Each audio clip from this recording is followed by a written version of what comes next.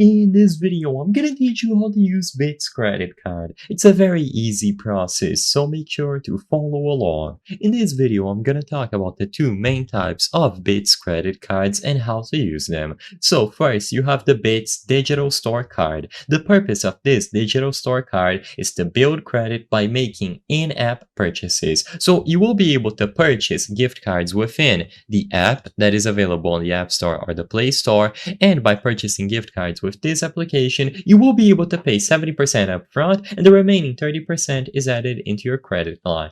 Afterwards, monthly repayments are required and you will be able to use the card that way.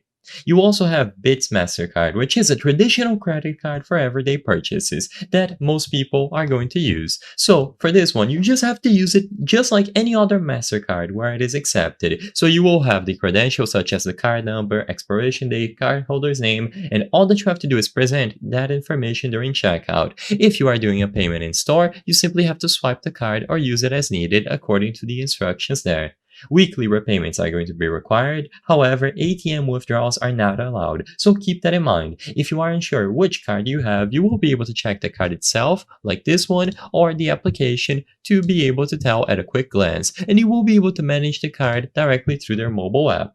Use it responsibly, so only spend on what you can afford to repay, always pay on time so you avoid late fees and damage to your credit score, and keep track of your spending. You will be able to get the application and apply for one of these cards directly through, like I said, their mobile app.